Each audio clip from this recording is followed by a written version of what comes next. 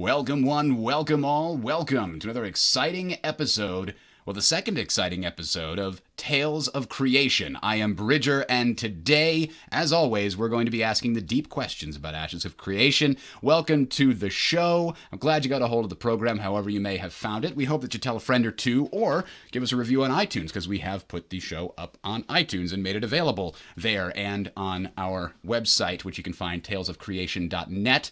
That has the links to the RSS feeds at the top, because I got to tell you, a pet peeve of mine is when you have YouTube podcast stars that then say they have a podcast, but there's no podcast feed. Drives me crazy, and then I launched a show and didn't have one. I'm sorry. But now it's up. Let me introduce my co-host, Morbus and Freelancer. Welcome. Just get it all out there, Bridger.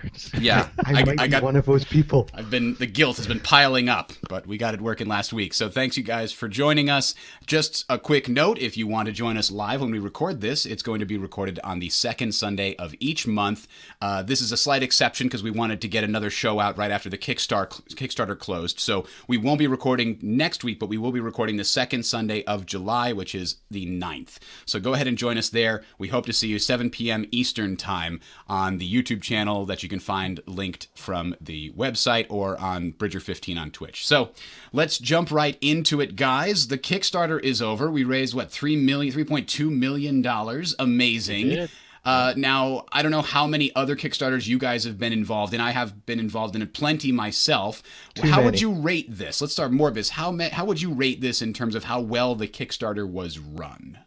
How well it was run? Fairly well. I mean, they did all the things you're really supposed to do as a Kickstarter. They had good stretch goals. They did the whole backer goal thing, which wasn't really a thing in Kickstarter a while ago. It used to just be money stretch goals, and now we have these backer stretch goals. That's fairly new.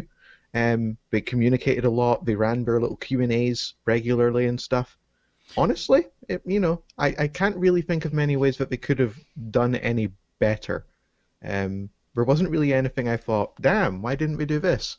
So yeah, I mean, I'm really happy with how they ran the Kickstarter. Even if it was very clearly a hype Kickstarter. I don't think they were really pushing for money. Yeah. But as a hype Kickstarter, it did the job.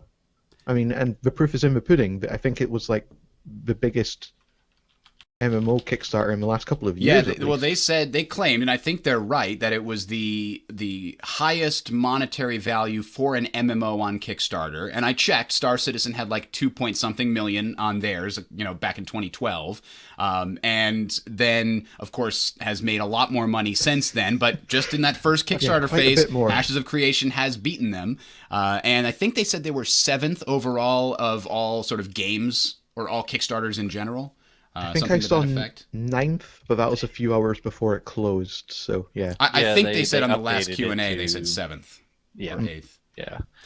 It was a immense success, I think, on all fronts. I mean, they have a lot of PR going for them because of this, So I think Steve planned it out that way as well. I think he intentionally knew that this was going to get an audience. He wasn't really going for the money, but it was a success, no doubt about that. So, go ahead. So, I mean, he outright said that, didn't he? He said it wasn't really about the money. It was mostly about, how Kickstarter's no longer really about he did funding. Also mention he wanted to look into hiring some more people. This was going to help support that. Which and let's just bringing that up. He followed through with all the new hires. That's true, because I was incredibly kind of surprised when he was showing off the studio. And it's so small. And then I realized they only had 14 people when they're starting this Kickstarter, but I guess that's not entirely unexpected. You don't need a lot of people to put together the pre-alpha stuff like this. They're going to need a lot of people to build all the content, and that's why they're hiring now. But man, it seems like so few people on an MMO staff. Well, I think that's kind of what you tend to see these days. You build a product, you get it to in front of an audience, and then you start ramping up production heavily. Crowfall did it, Chronicles of Illyria did it. I mean, Star Citizen kind of was forced to do it because they didn't have very much funding before. I think Star Citizen kind of went into Kickstarter straight off the bat and didn't do the whole we develop a game for a year thing. No, they just developed a proof of concept video, essentially, before they did it. This is slightly further ahead than Star Citizen was at the time it did its Kickstarter, if my estimation is correct. So, Yeah, so the biggest controversy was that they did not have certain key people in certain positions, right? There was a lot of controversy over programmers. There was controversy over You mean lack that of they were programmers, essentially? lack of right over lack of supposed, approved programmers. There was the whole LinkedIn thing, and then a lot of people bringing up the lack of like that they were using supposedly assets that you can buy from the Unreal marketplace, and they just kind of injected them in the game to make it appear like they had a working game. Steve came out and two major things kind of tilted a lot of people over the edge when it came to the Kickstarter towards the end. First off, they hired a whole group of people. I mean, I'm looking at it right now. I have it written I think down. they said 40? Um, 40? no, no, really? no, no, no, no, not that many No, people. I think he said he was aiming for 40. If I Yeah, remember, yeah. 40 new hires over the next month or two. Who they did hire, I'll read through it real quick. They hired, oh boy, I'm going to massacre these names. I'll go through. Rocco Scandizo, lead economic designer. This is my favorite, by the way, because this is a guy that has if you just look at his history, it just screams like I can make a working MMO economy. He's being brought in as a lead economic designer. Then you have Kevin McPherson, who is somebody that I recognize from some other games, specifically Yeah, I PlanetSide. recognize the name. Yeah, he's the lead programmer, so there you have the programming side. And I think that was intentional. I think they're aiming for more programmers now that they're getting out of the promo phase and going into the working phase. You have Akil Hooper, who is lead technical designer, again in that realm of programming and working on the technical aspect of the game. Matt Broom, character artist, so that's getting into now, full steam ahead. Kickstarter's over. We need to start working the game.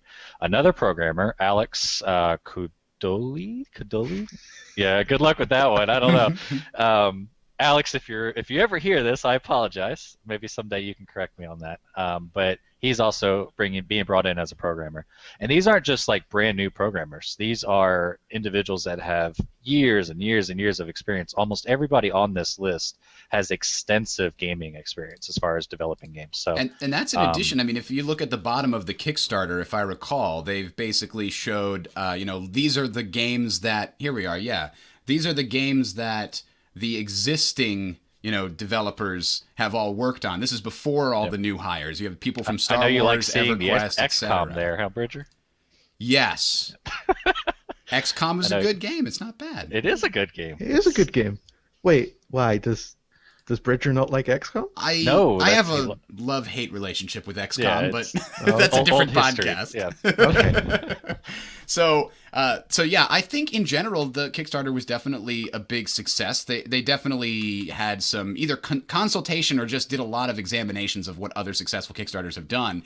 And when the Kickstarter first started out, I'm like, this is ridiculous. Look at these stretch goals. Games of chance, kittens and puppies, an elephant mount. Like, who cares about these stretch goals? But then as we got towards the bottom, I'm like, holy crap, an entire underground area. Holy crap, actually, like, a new race and, like, unique mounts. And then suddenly, new financial, you're putting in a stock market? What? Wow. Okay. That was the most unique MMO feature I have ever seen in any game yet. Like the ability to invest in a guild. I mean, can you imagine that? Yeah. Well, it's certainly going to make people invest emotionally and financially into the groups we're in. Like it's all well and good having all of your friends be in a guild, but if all of your financial worth is also in a guild, you're going to stick around. Well, even if I'm in like a small guild, and I roll on a server, there's going to be multiple servers. We know that much, and I know that there's this powerhouse PvP guild or this powerhouse PvE guild, even, or all these different types of guilds. And I'm just a group of 5 to 10 friends, and I enjoy that atmosphere. That's my guild. I can still invest in what I would guess to be a future successful guild and therefore get rich, or similar. So it's interesting because you might get put in a position where you're like cheering on the dudes who are murdering you because keep on murdering us. Go on, insider go on, trading. You're saying somebody's gonna be like they're gonna short their own guild and then like screw it up from the inside. Cause a bunch of drama. What would happen if I mean, could there be like economic takeover? You know, like you could be a 50-man elite PvP guild, and all of a sudden this 300-man investment group just takes over. I Hostile mean, takeovers using money. That's an interesting. I mean, we know that like they've given examples of the different government types and how you get involved in the governments of these metropolises or these different nodes when they get to the higher levels. And when you get to an economic city, you know, if you build it up, it's literally the government is goes to the highest bidder. There's an oligarchy of like X number of people who their seats come up for election, and election is bidding. It's auction. This seat is up for auction. Who wants to invest into the city? And so theoretically, those cities could change hands by, you know, a big wealthy guild coming in and buying them out, saving up for a little while and buying them out. Now, you probably won't see that happening on, you know, anything except those metropolises that are economic based, but that's still an interesting thought that it's even possible in one place. I would just I salivate at the idea of seeing a guild tab that shows like that says investments, you know, and it's you know, and you could play with that and just do things with that, but you know, and just see all how it could possibly affect other guilds and other nodes and stuff like that. And they didn't just mention guilds, you know, like theoretically you could invest in I guess factions or NPC groups or something. The social groups. Yeah.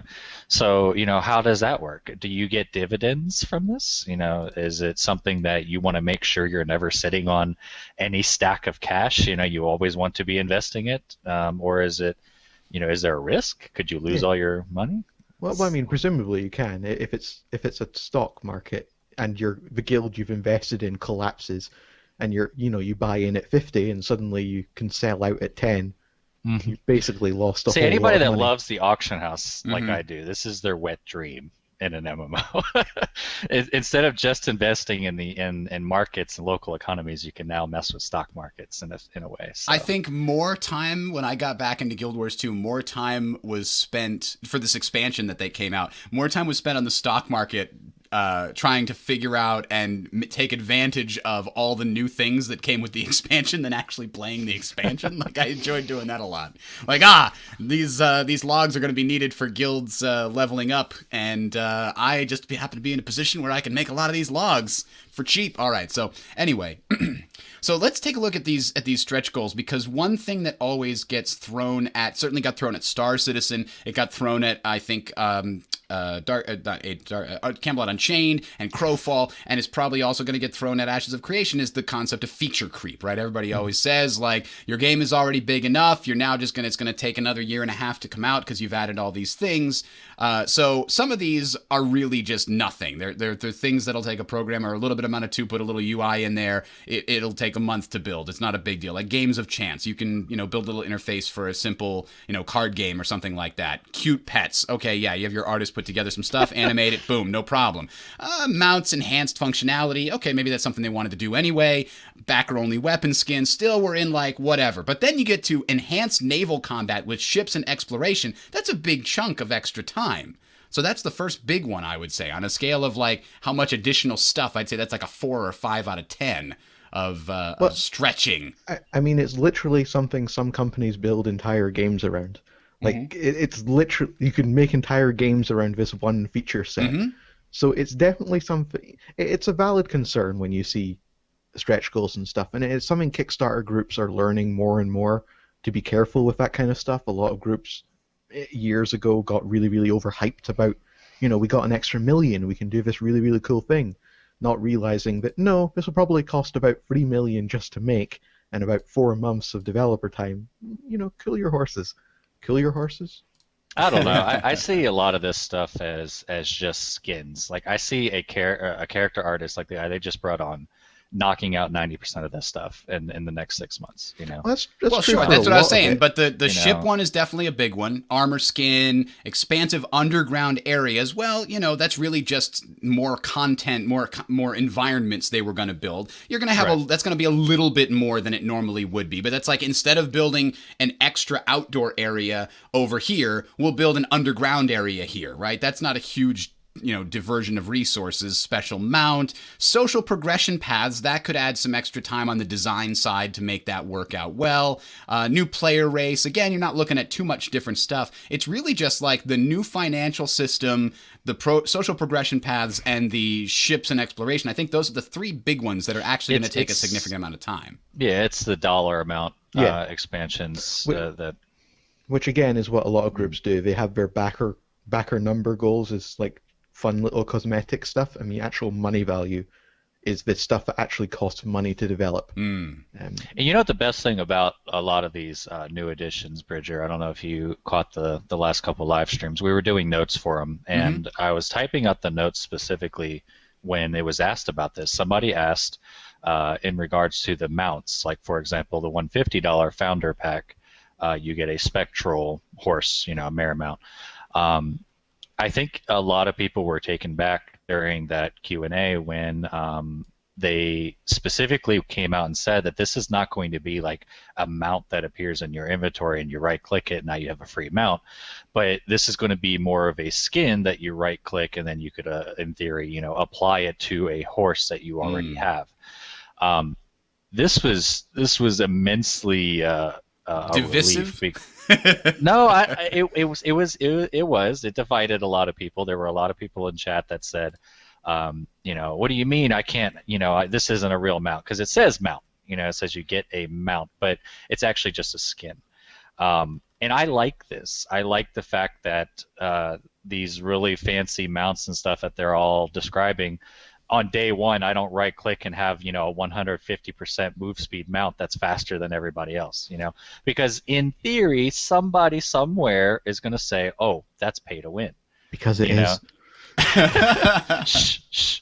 But he very clearly said that these mounts and similar things like this are going to be just skins that you apply. It's not going to change the stats of the mount that you get. So if I go out in the world at a certain level, whatever it happens to be, and get a horse, I can make it look really cool, but I'm not getting anything statistically better than somebody else that did not put, $150 out. In the long run, that's for the best, right? Like, that's the best way to do it, because it means if I get an awesome horse in game, but it looks ugly, I can apply this nice, shiny, awesome skin to it, so I don't have, And that's where their Sorry, cash shop comes from. Blackie, you're a little disgusting. I'm just gonna put this little magical thing on your neck. Ah, there we go. Now you look like a death horse. That's even better.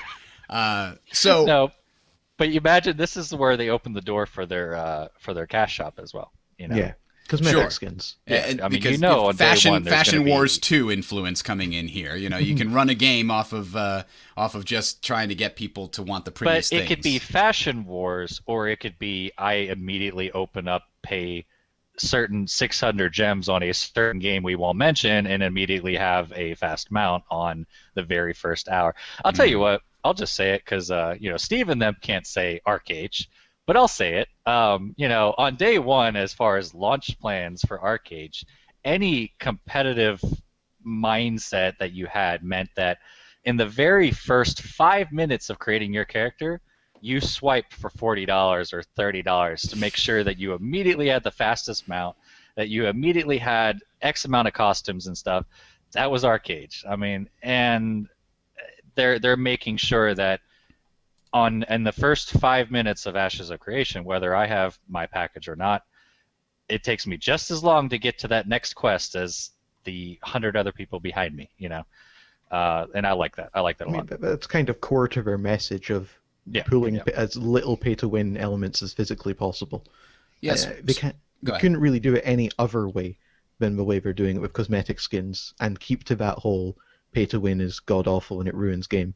So speaking of pay to win, for a game that's saying, hey, no pay to win here, if you scroll down a little bit on the pledges, you'll find multi-$1,000 packages. That is, you get one that's $1,000, the Leader of Men package, then $2,500, then $5,000, and then Avatar of the Phoenix. There's actually 5 people that backed that, so $50,000 of the game just went into Avatar of the Phoenix. 5 people. Only come from a 5. game where there's like 16 of those people. 21 Well, people no. did 5,000, 58 people did 2,500 or more, and 275 people did 1,000 or more. So you're looking at, 300-ish people that spent more than $1,000 on this. And the question is, what are they getting? If you really examine it, what do they get? It's certainly not power. They certainly seem to have kept their promise about not paying to win. Right. It's there's a big debate in the community. Me and Morbus can go at this for hours. In regards to in Chronicles of Illyria, if I paid $2,500, I am given a physical advantage in game. I define it as an advantage. It gives me a starting point. You think I'm going to disagree? I don't know. I'm stepping really carefully here. No. If you're in the Chronicles of Illyria community, I'm the dude who's been saying that this is all pay to win since the start. Okay, well, like I'm saying, $2,500 in Chronicles, for example, or some other games, will get you a certain level or title, et cetera, and so forth ahead of other players. In this, it gives you, I mean, let's be real here. It effectively gives you dev access via the Phoenix Initiative, which is their kind of club, if you will, where you get to hang out with the devs, shoot the shit, stuff like that. And then you have an invitation to their studios. That's effectively what you're getting here. And a shiny statue. You do get a statue of your personal statue placed in the game world. It's a statue. Yeah, I guess that counts cosmetics. Too. But the driving factor, if somebody were to ask, like, why does somebody pledge at 2,500, is those two things I mentioned. It's to work to design an event within Ashes of Creation. Like the one I plan on doing, for example, because I'm at 2,500, is to make a MOBA style event. I think that would be a lot of fun. Ooh, yeah. So that's obviously a big perk. Then you have the beta keys and all that. I don't think that's all too special.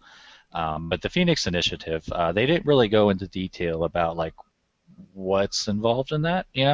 They just effectively say it's going to be a private Discord or a Discord channel that you can do Q&A sessions with Steve and the gang there. So now going beyond that, I mean, we have somebody that, like in our group, that put 5,000 down. I can't justify that. The only difference between 5,000 and 2,500 is a Phoenix aura. You're effectively paying for, I guess, a fiery, glowy thing. Listen, League of Legends might be a free-to-play game, but I'm sure I've spent more money on that game for shiny cosmetics. So I mean, it's difficult to plonk it down all at once. That's true. I have a lot of Teemo skins. That's true. Exactly. I have all. You should Teemo just go up to Kickstarter and be like, "Can I put this $5,000 pledge on layaway? If I send you $20 a month, is that good enough?" It's funny you should say that. A lot of games have introduced layaway systems for these kind of things. Chronicles of Illyria has a layaway. I did not know that. Crowfall has it. I'm fairly sure Crowfall had a layaway system, didn't it? I don't know about that. I pledged for Crowfall a while ago, and I have not. I'm sure somebody in chat's about to correct us. Some hardcore Crowfall. There was somebody in the chat that had a good question. Let me see if I can find it. Truth and Just Us wanted to know if mounts could be killed. I remember hearing them correct and say mounts can be killed, but it's not permanent. You can res them later out of combat. Lose it. Yeah, kind of a thing. Like the reason people ask that is because a lot of these individuals are coming from Black Desert, and I know you didn't play Black Desert, Bridger, and you may be a better person for it, but in Black Desert, when you have your mount killed, it degrades over time permanently. There's ways to reset it and stuff, but especially if you lose it, or particularly if you lose it to mobs, like if you leave your mount out and a bunch of mobs, swarm up on it and kill it, it permanently loses stats, or semi-permanently, I should say. And so players that are all actively playing Black Desert right now, which is the majority if you're not playing Arcade, that's what they're coming from. They want to know if that's the thing. So I don't know if you guys have played the new Legend of Zelda yet, but in that one, you get a horse, but you don't just get it by going to the stable and saying, "Hey, I want a horse," and then you have to race a guy and you win the horse like in the other games. You have to go out and get a horse. Like there's wild horses out there and you have to capture one, and then it'll like not like you for a while, but when it gets to know you better, it stops disobeying your commands. Like you'll tell it to go this way and it'll just go the other way, and you have to be like, hey, this way. You have to tame it over time. So are we going to see something like that? That would be awesome, right? That doesn't sound like that could be in Ashes of Creation, but I would love to see something like that. Also, idea. Okay, this just came to me. A system where you and your horse like bond over time, and they get better stats over time. But then when it dies, you go into mourning, and your stats Bridger go down has for turned a into while. an RPer. Glorious. Yes. Yes.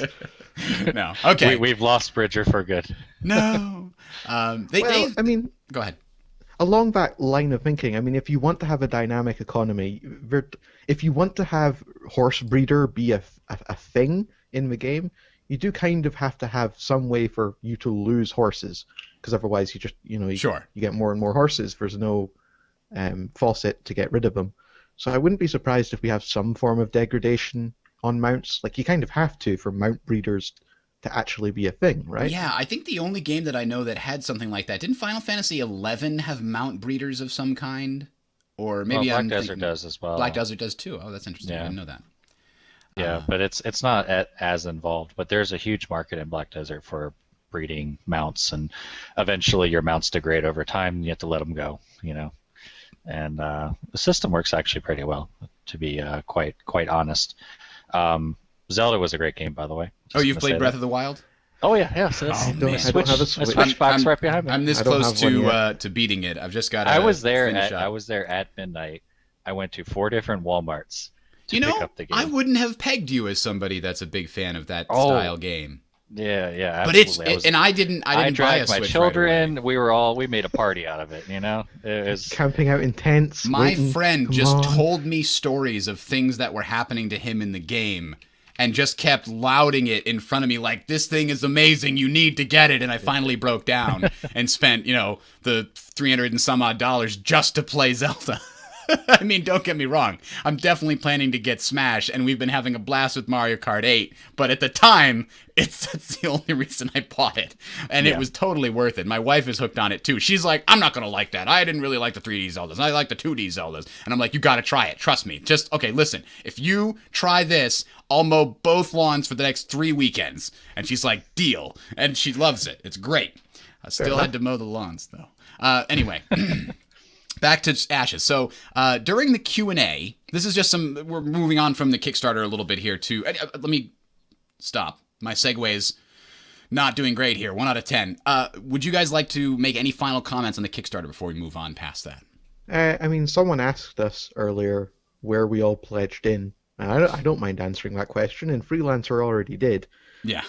I did the $425 pledge, because I am already far too much money into a different MMO, and I can't put more money into a game I can't play yet. I've already spent far too much money. That was my answer, but I put 25 into Ashes because I'm a rear admiral in Star Citizen, and I also just spent like $1,000 to rebuild my computer after it died on me randomly. Now, granted, that also includes an upgrade on my audio and video stuff, which was badly needed for this podcast. But yeah, 25 is my limit for Ashes at the moment. It's important, so people viewing this that maybe they don't know this. They decided to extend the fundraising through this month. It's not up on their site yet. I think it wasn't when I checked earlier today. They said tomorrow, I think. They plan on pushing it Monday, Tuesday. This podcast is being recorded on the 4th, so for most people, you have like another 25-ish days to still back the game. Because I do think there's going to be friends of ours, friends of people watching that hop on the hype train a little late, so they still have a shot.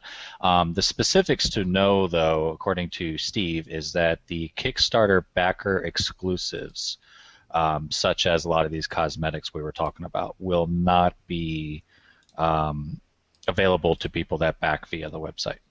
But you will be able to get the base packages from the website that are similar to the Kickstarter. So And they also plan on having shiny website-specific stretch goals. So we're still, yeah, we're still recent. yeah, and anybody that backed into Kickstarter already, like you guys and everybody else, will get access to anything that they obtain through the website goals. So And also we can upgrade. If you've already pledged, you can upgrade your pledge on the website. So I'm curious though, if you upgrade, does that are you still at that point considered a Kickstarter? They have to backer, do that. or- I have to That assume system Yeah, I is mean- either going to be in place at launch, or they'll say we're going to put that into place. So the Kickstarter people have no need to upgrade now, like immediately, because they're already in, right? There's no more things that they're going to miss out on. So they can put the upgrade package system in a month or 2 months from now or 3 months from now. It won't matter, because to the Kickstarter people, it's just going to be the same, essentially. I take it back, though. I got the $45. I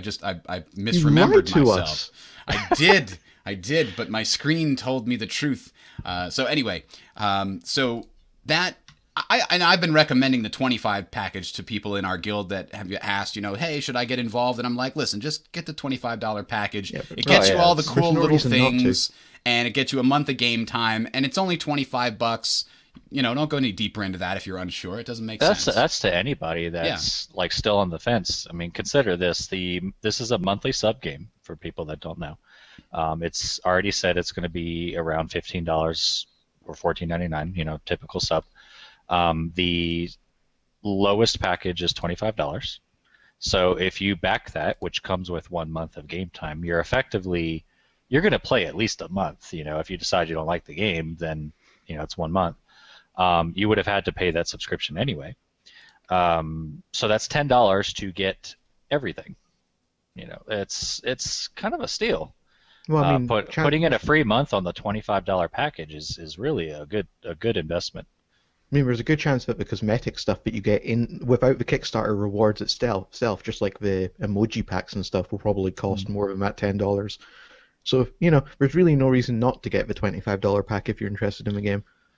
And for those that don't know, I think the biggest reason why they're extending this another month is not to get extra money, or like the people with pitchforks and stuff would like you to believe. Get that PayPal money. But it is the PayPal, right? We live in a world now where most people online use eBay's PayPal, and that's not available on Kickstarter. Kickstarter only accepted cards, Visas and stuff like that. So this allows anybody that can only pay through PayPal a chance to back the game, which I think is a good decision. I don't think there's anything shady there. I think it's smart for them to do that, and I think it is going to. A lot of people legitimately will back the game now that they can use their PayPal account. So I Anyone wasn't who's saying sure it's about shady- that. So it's definitely only going to be extended for a month. They're not doing like a prolonged thing like Crowfall and They Camelot. said through the month of June, but they did not say that it was ending there. Yeah, so I think Because what's every other happening one now- has done this, right? I mean, I don't know if Chronicles of Illyria, have they just It continued? did, yeah. Yeah, they did. Right? So Star what I Citizen think- is at like 150 million now. We'll see if Ashes will ever get it up there, but they don't What I have think internet is spaceships happening- to sell. Is that they are extending the Kickstarter pledges for the next month, and then after that they will change the pledges to more basic, normal store ones, and then we'll anyone who says that shady doesn't follow MMO Kickstarters anymore. Literally every single MMO Kickstarter has done this. I can't think of an exception to that. For all intents No, and I can- purposes, it's a pre-order program, right? Exactly, that's all it is. All right. So that having been said, let's move on to the next topic here, which is something I kind of wanted to bring up on the previous show, because it happened before the previous show, but it wasn't the right time since we were just sort of doing an intro show where we just started to talk about the game. But during the Q&A that they hosted on May 10th, the devs, including I think it was Steven that actually said it, were asked about multi-boxing. And I think they seem to shrug it off as not a problem, like who cares, people can do it, no problem. And I'm wondering if there was a miscommunication between the question asker and the answer. Because when I think of multi-boxing, I think of somebody using macros to control a bunch of bots. Whereas I think there's also somebody that's got like a 9 monitor setup up in front of them and is literally like got 6 keyboards and is doing a bunch of things at the same time. I don't know. Are those significantly different? What do you guys think? Is multi-boxing something that should be allowed? So my feeling on the matter is that it's kind of difficult to not allow it. Hmm. Like if It's someone an wants to enforcement problem multi-box, then. yeah, if you want to multi-box, chances are you can find a way to multi-box if you're really like one of those hardcore people who wants to run 40-man raids all by themselves. And honestly, I don't see much of an issue with that. I mean, I've done the 5-man World of Warcraft Warlock group shenanigans occasionally.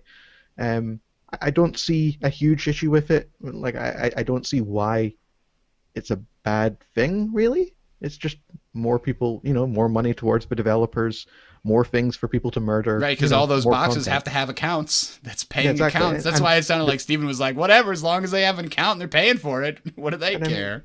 they're in the game. You can still go, like, if it's a real problem, just go up and murder them all. I don't see much of an issue with it. I think that we need a bit more info in this because let's understand that the where this question is coming from are individuals that play Arcage. In Arcage, there is a labor point system, and they have not said in Ashes of Creation, exactly where they're going to go with this stuff. So in Arcage and other games, Arcage wasn't the only one. If you paid for multiple accounts, if you had what they called patron on multiple accounts, they would develop all separately labor points offline at an expanded rate. Then a individual player that did not pay could get it. So therefore, it expanded on the pay to win aspect. You would have, and I was one of them, admittedly, but there's no rule against it. I would It's the only have, way to be competitive in a sense. correct. I would have 5 or 6 accounts that all had patron, so that they would develop labor points and therefore mass produce goods, for my main account.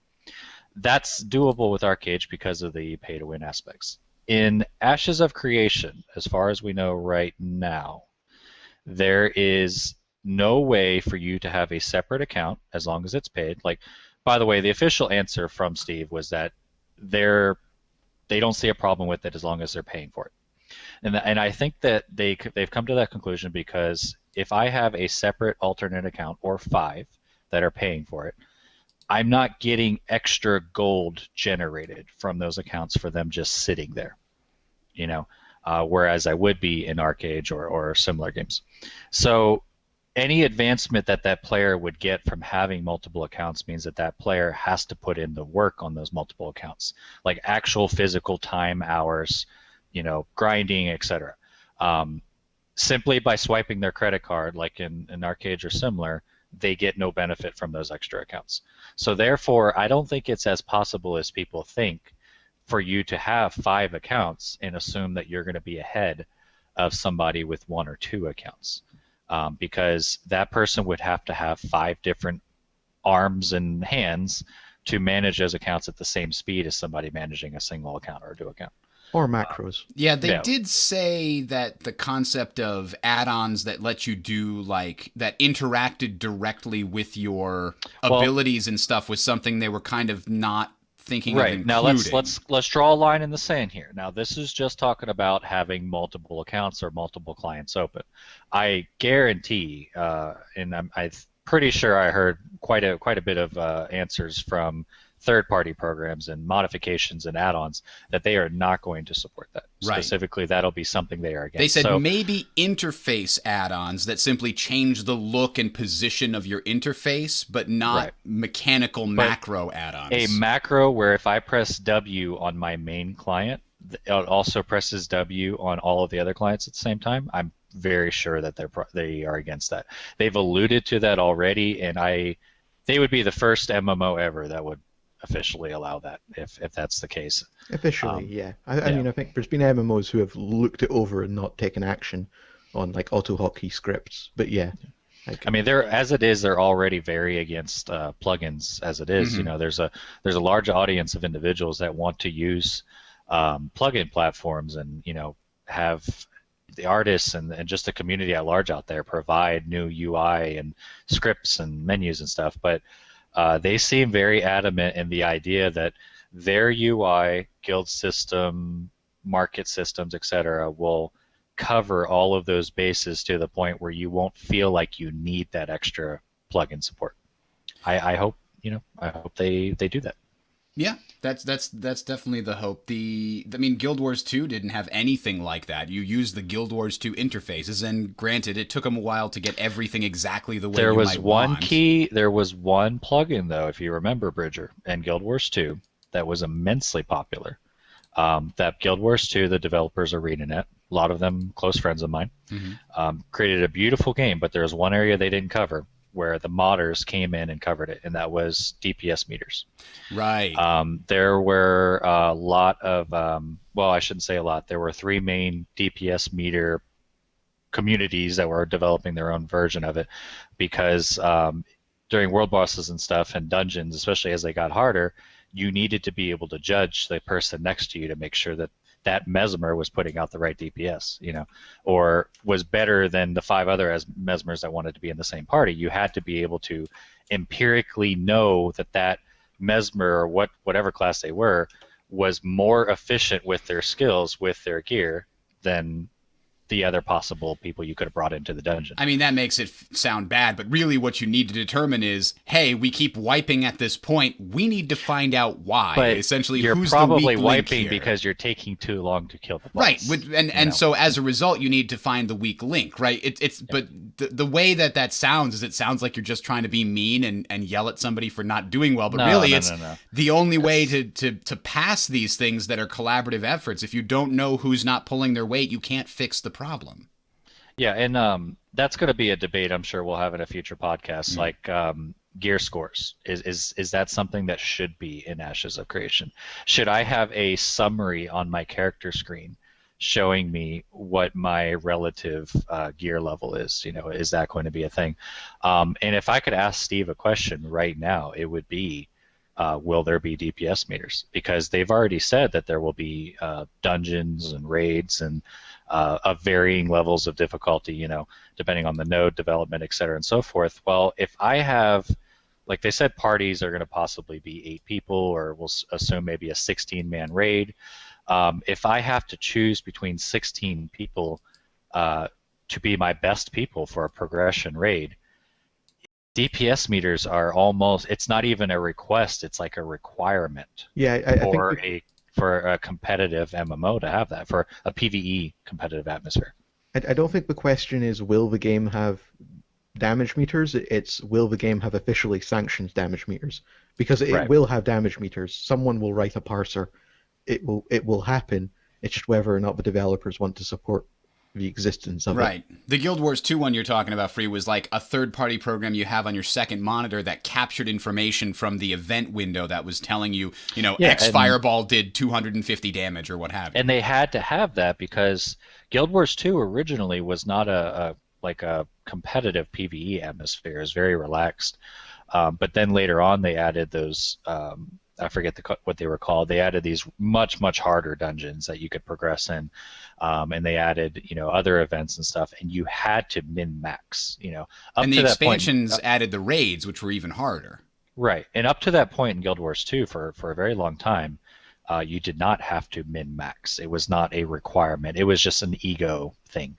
But it got to a point where you had to. And speaking on Arcade and other similar games, WildStar, ESO more recently, Final Fantasy, et cetera, and so forth, when you start getting into that really competitive PvE progression atmosphere, it is considered a standard to be able to measure one DPS ranger versus another, for example.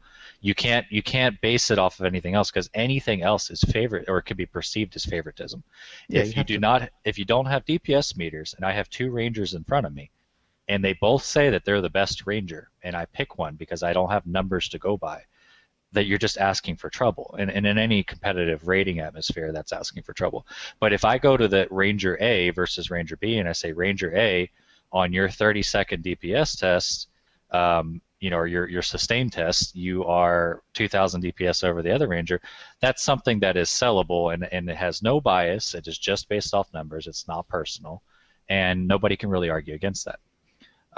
Anyway, that's just my stance on it. I think that, long story short, DPS meters need to be a thing in this game. If not, even though Steve has ambitions not to allow plugins, I think that others will create those plugins, just like Oh, they did with Guild Wars 2. I mean, of course they will. Like any competitive group will look for metrics, and if those metrics aren't available, they will make them available. Right.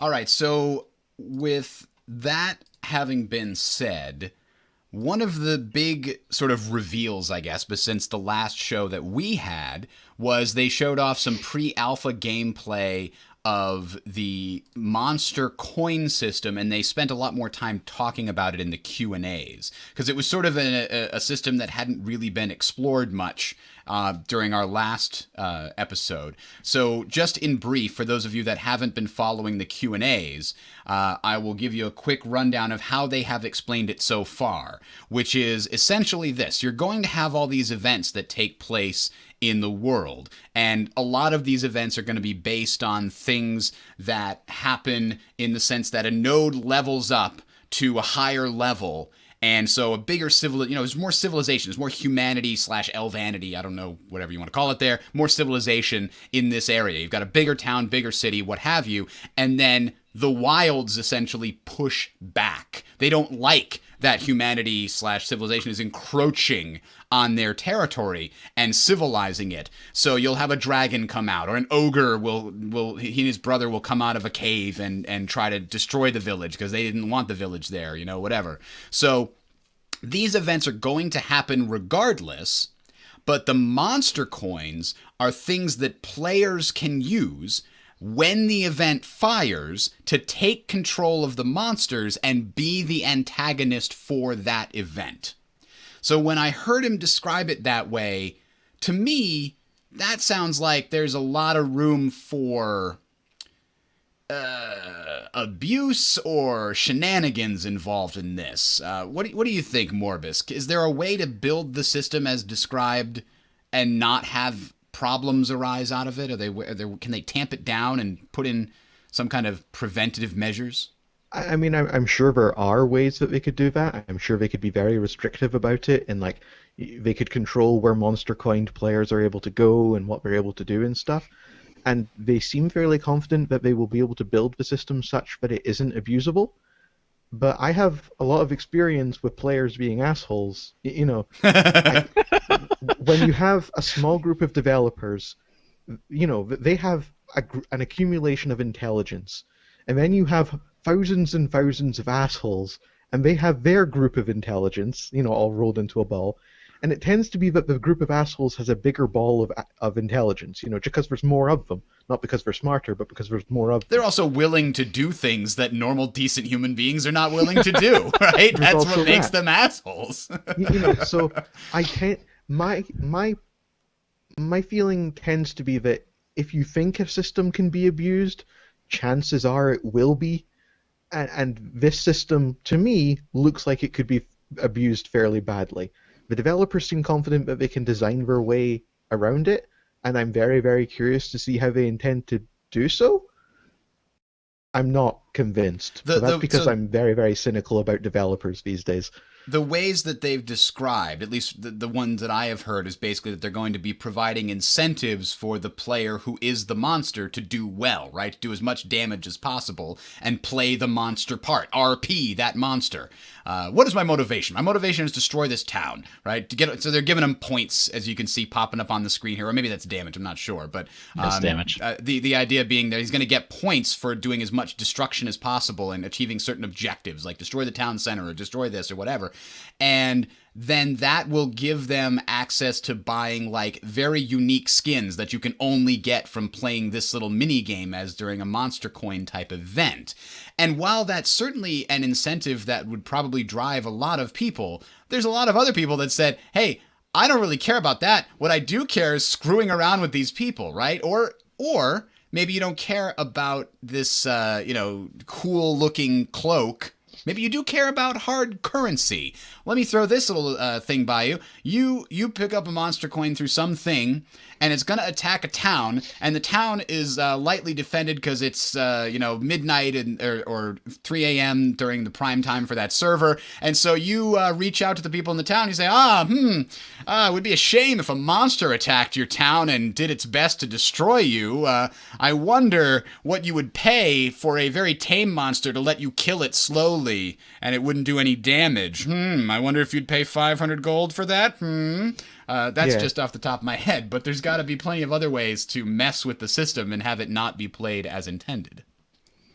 I mean, I think it's inevitable. Like, sooner or later, there will always be edge cases where assholes will find ways to be assholes and not play the game that it was intended, which isn't necessarily a bad thing. Through those kind of edge cases, you usually see a lot of emergent gameplay type scenarios. Maybe this is a good thing, but like I said, I can't see them managing to tamp down every single edge case such that it is an exploitable system. And as soon as an exploitable scenario is found, it will spread, it will become commonplace, the developers will bonk it on the head, and we'll start that cycle all over again.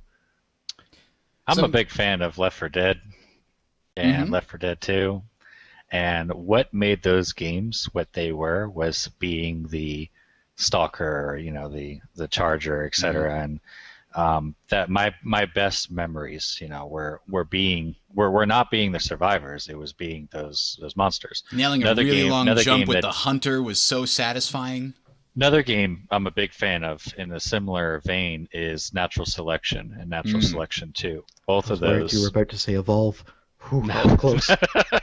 No. Natural Selection. I grew up with that game, Half-Life mod, and then Natural Selection 2, and it's the same feel. Being the Fade or the Skulk, etc. in those games is part of the fun. I think I'll have to disagree with both of you on this. I think individuals that are looking for a problem with this system are looking too hard for a problem. And I think it's over cosmetics. Come on. It's not you're losing your town or anything like that. Yeah, that's true. But the worst that can happen is the monster wins if you do nothing. He gets a bunch of cosmetic pieces, and within hours, maybe the town's back to normal. Will it though? I mean, I get the impression that they described, the different levels of events that could take place, and these events can destroy nodes or knock them back a level or destroy infrastructure that was built by if there's no stakes for these events, then there's no point in them really existing. So I got the impression there actually were stakes. I imagine there's going to be like achievements and stuff, right? There's going to be an achievement for successfully defending the town. There's probably going to be a specific achievement for defending the town against this type of monster. But beyond that, they've very clearly said that these monsters can't pillage and burn down the town. These monsters cannot de-level the node. These monsters cannot permanently do anything, really. Which you mean when the player is controlling it, or the events in general? From what I understand, just the events in general. Or a player-controlled monster coin cannot de-level a node by winning or what have you. And is there even a win condition? I mean, they never specifically said that the monster has to win. Maybe your objective is to just do as much damage as possible. Right, with the understanding that you're probably going to lose. And possibly there are leaderboards, or something fun like that. Whoever can do the most damage with this type of monster, and there's a leaderboard for that. That would be fun. That would be incentive enough for people to do it on top of the cosmetics. And I'm definitely open to the idea. I've actually said something similar to you, as I'd love to see. And the only MMO that I can think of that's done anything like this is, I think, Lord of the Rings Online had a mode where you could play as like the orcs in a PvP environment, but it really wasn't the same. That was more like a PvP. I don't know. It was like a PvP battleground kind of thing that was set aside. It wasn't part of the open world. And I think this has a lot of potential, and I'd love to see where it goes, because I think players as the antagonist in these kind of things are one of the more interesting aspects that can give it replayability in life, because, you know, we all learn boss timers, we learn their, you know, what you have to do to beat a raid after a while, and then it becomes a sort of execution problem or a gear problem rather than a let's figure out this puzzle problem. But when you're going up against players, you know, they could do anything. They're unexpected. You can't predict them perfectly like you can with a programmed AI at the moment. So yeah, I'm totally all for this. I'm just trepidatious about the possibilities of it being abused, and I think they just have to build it right. I think it's definitely possible. I'm not saying it's from what I impossible. understand, the monster coin system, just to clarify, it's not the same as that epic World Dragon boss that spawns at node level 4. You know, that particular event, if you ignore it or you fail it, could de-level the node. Okay, so you're saying that the player-run I am monster under the events impression probably right won't. now. I am under the impression right now that the monster coins are like mini bosses, you know, that you control, and they can run through the town, and they're relatively small enough to go through the town and itself and the roads, etc. Whereas the threat to the node leveling up and the degradation of the node are much larger scale problems, you know, dragons, etc. You know, things that are much larger than a tavern, for example, that are going to involve a lot more players. But, you know, I could be wrong, and we'll see over time. Hopefully they like do a blog post that shows more about that, because I think that would be really popular for players to see, like a world boss or something. I definitely see that's going to be one of the blog posts we see in the next 6 or 8 months when they more or less nail down the design. I mean, obviously, a lot of this stuff is in flux. The only thing that they really sound very confident on is right now is the node system, right? They talk about that a lot. They've done 2 blog posts about it. And they said there's going to be 2 more beyond those. It was like part 2 of 4. So that is, I think, kind of the only piece of the design that's really been fully fleshed out. A lot of the other stuff is in flux, which is understandable for sure. Now, a couple of people in the chat did have some questions. Truth and Just Us wanted to ask how easy is it going to be for like someone or a group of people just all use coins at the same time and attack a town. I think, from what I understand, you can only use a coin when an event is occurring naturally, and you get to take over the monster instead of the AI. So you don't start the event, you just jump in as the antagonist for an event that was already occurring. But that does bring up the idea, like if you're a rival guild and you want to destroy a town in order to make the node next to it available for you to level up or something like that, then it might be something you do where you have your guys posted around waiting for an event to take place, and when it does, you time it so that the monster attacking the town is coordinated with, you know, your guild attacking the town at the same time or something like that, or you use the monster attacking and then the guild attacks, or vice versa. It could be a bunch of different options there as far as using the monsters to your advantage in terms of the PvP in the open world.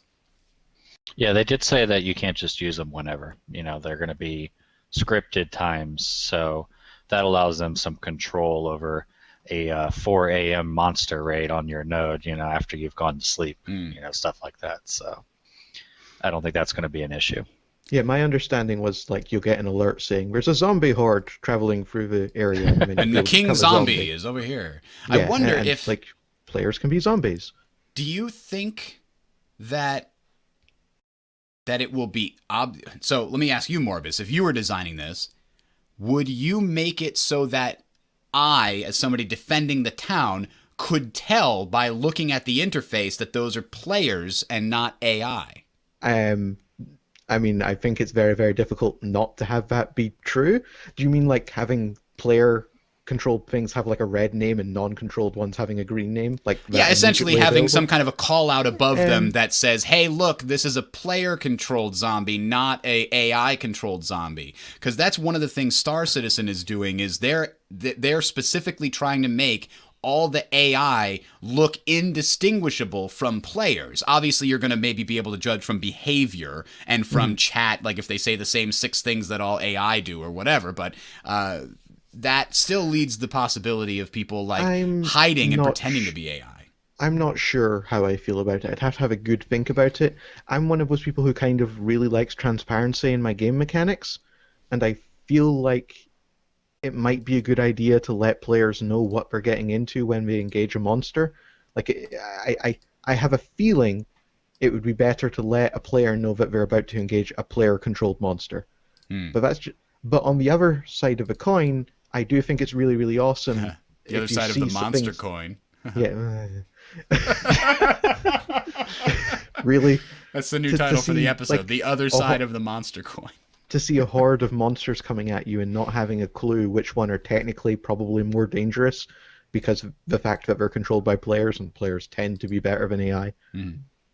So it's a difficult question. There are benefits to both scenarios, I feel, and I'm not sure which way I would go. I think somebody in chat or out there is like super excited on trying to be the most popular monster coin person. You know, his only goal in Ashes is to develop the monster, unlock all the skills, and be server renowned for being the most feared controller of that one type of monster. Or maybe not even the most feared controller, but just like the most entertaining version of that monster. Like there will be dudes who really, really get into it and go like full method actor. So when they're controlling an ogre, they'll like shout in local chat about being an ogre. There's going to be the Monsters RP organization. We'll have Shrek, bumbling through our lands. It'll be great. I actually, you made fun of Evolve before, but I really did enjoy playing the monster in those games, especially because usually the groups were not very coordinated and you could slaughter them and it was hilariously fun. But that game had a great idea, and they had some weird pay to win problems that made a lot of issues for them. But aside from all that, there were many really memorable and enjoyable matches that I had learning that game, regardless of the replay value or the other issues that it had. And so that leads me to believe, along with the Left 4 Dead example, that there could definitely be a lot here that can be mined as far as new gameplay content and ideas that hasn't really been done in an MMO before. So, yeah. Yeah, we'll have to see how they flesh it out. I think that'll be one of the very first things tested in the alphas and betas. Yep, absolutely. All right, I think we're coming down to the end here, and we kept our show at about an hour, which is the kind of the goal, because we are arguably 2+ years away from launch, and we don't want to run out of things to actually talk about during that time. So we'll don't say 2 years. Don't say 2 years. It's gonna be. There's no way it's out in 2018. I'm calling it right now. I'll eat my hat. I don't think there's any way it's out. I mean, there might be a beta in 2018, but I don't think you see a release. Consider this. They said that certain alphas and betas will be persistent to an extent. So we'll be playing before you know it. Yeah, we'll be in game, but I don't think I don't know how I feel about release timers. We can talk about that in a future episode. The release schedules of Kickstarter games are fickle things. Assuming we don't have any big news drop between now and what did we say, July 9th, then probably the next episode we're going to sort of take a deep dive into one of the aspects of the game, whether that's, what we know about PvP or what we know about PvE or what we know about, the housing and the guild systems or whatever. We're going to take a dive into one of those systems, probably going to start with the nodes system because that one has probably been the most discussed by the devs so far, and we'll work on our way from there. Yeah. So that's going to be the next set of episodes for the next few months are basically going to be deep dives into individual aspects of the game. So I hope you guys join us for those. I am Bridger, and joining me have been Freelancer and Morbus, and Adam wasn't able to be here this week, but I think we'll try to get him back next month, and hopefully he'll be able to add to us then. So check out the website talesofcreation.net, and also you'll be able to find the show notes there. If we have any links to things that we talk about on the show, we usually put them in the show notes, and that's where you can find all the show notes for the show.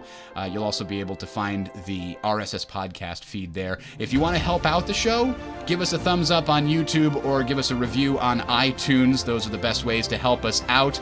But outside of that, we hope you enjoy the show and we hope you come back. I am Bridger, and with me has been Freelancer and Morbus. We are from the Imperium Guild in Ashes, and we will see you through the portal.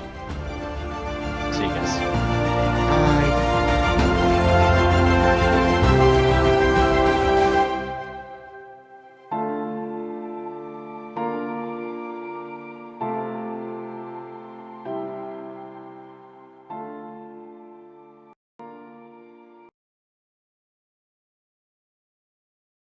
All right. That went well, guys. Thank you. So So solid episode. yeah. So I have a question. Did you time saying, like the video to the hype music? Because it kind of swelled up when you said to like the video. No, that was all just pure gut instinct, son.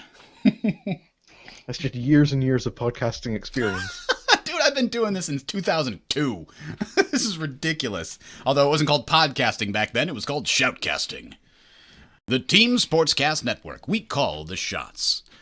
But yeah, so that went well, guys. I thank you very much. Is there anything else that... Oh, man! I forgot. So we usually have a little post-show banter going on at the end here, talk about other things. And I have to say, I don't know if you guys have seen it, but Wonder Woman is pretty awesome.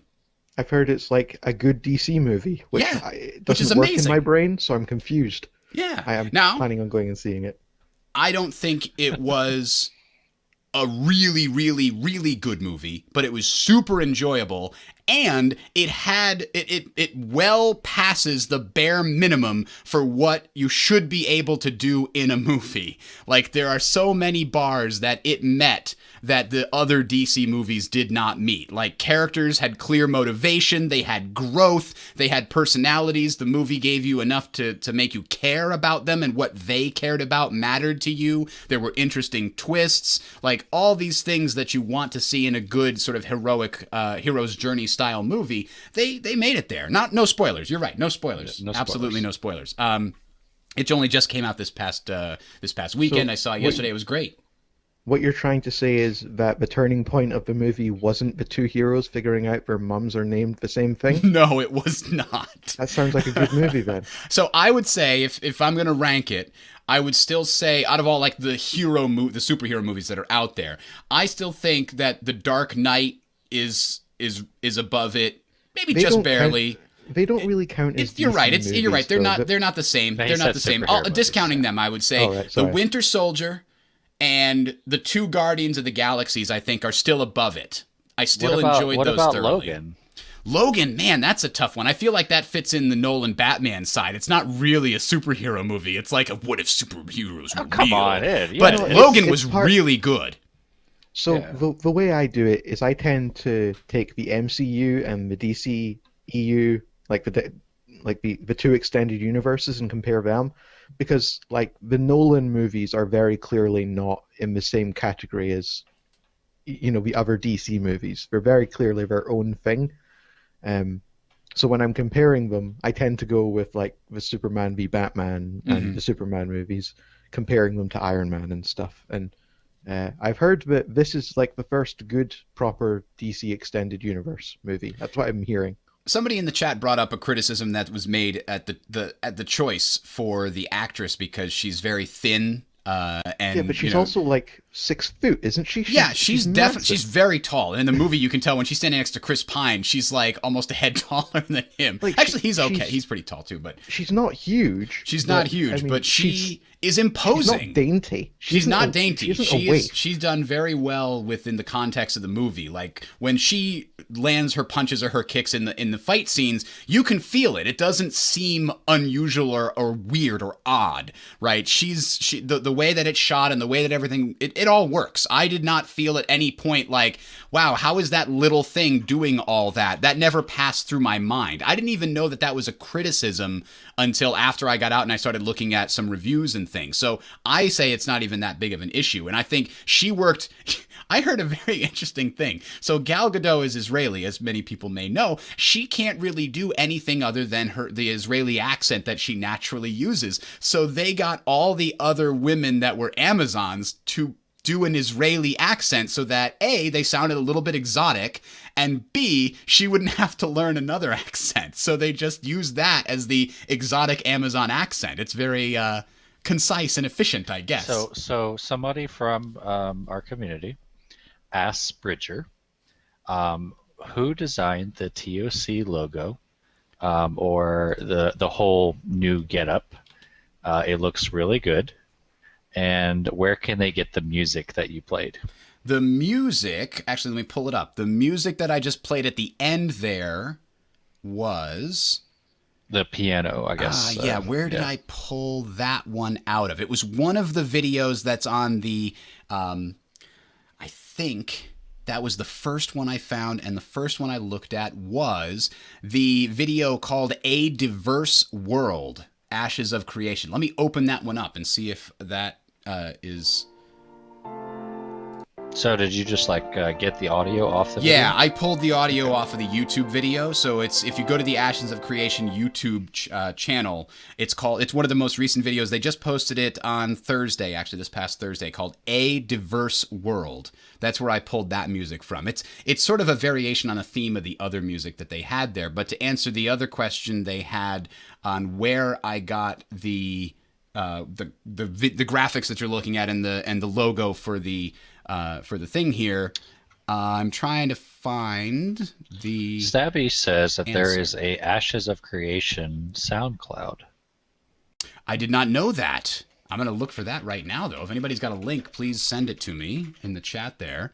I don't think it's an official SoundCloud. It might not be. It might be somebody doing the same thing I did, just pulled it off of the YouTube videos or the Twitch. Yeah, that's what it looks like. Because I'm looking at the authors. It's not... It's not like an official name, yeah. CH Coupinator and stuff, yeah. All right, so the answer to the question is there's a guy on Fiverr by the name of ever. My Name ISMUD. So it's two I's in there, but it's My Name Is Mud, but with two I's in the middle for some reason. So that's the guy that did it. That's the graphic artist that was responsible for putting together the graphics that you're seeing on the stream here, and I'm tweaking them and using them for like the thumbnails and things that you see on YouTube. But the main logo and all the things that you're seeing on the video were made by him, and I'm just tweaking them the little bit that's needed for the various things that he I'm is doing. Definitely highly rated. So it's a good artist. Yep. So there's that. So, but you guys saw Logan then too, I assume.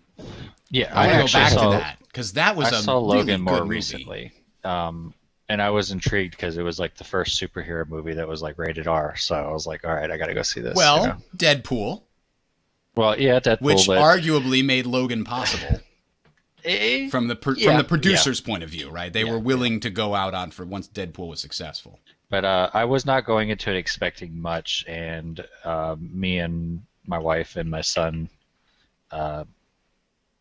we all enjoyed it a lot. It was definitely one of those movies. I was like, all right, this is one I can recommend. You know, it definitely had. I mean, it was no spoilers, right? But no spoilers. Yeah. It's definitely a darker tone. Let's put it that way. Mm-hmm. It's not like the super happy ending, everybody lives happily ever after, right? It's almost like you're going into a movie like when you're going into Avengers 2 and Joss Whedon's directing. You're like, somebody's gonna die.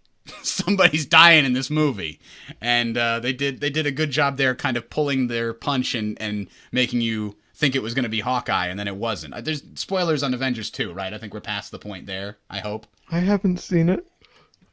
You are lying, right? No, I'm you not a actually huge movie haven't person. seen it? No, I mean, I don't think I've seen Avengers 2. Age of Ultron? No? No, I have not. I know what happens, and I mean, I've probably read spoilers and stuff. I think we lost Freelancer, by the way. Oh, yep, he's gone frozen. So I definitely recommend both Logan and Wonder Woman.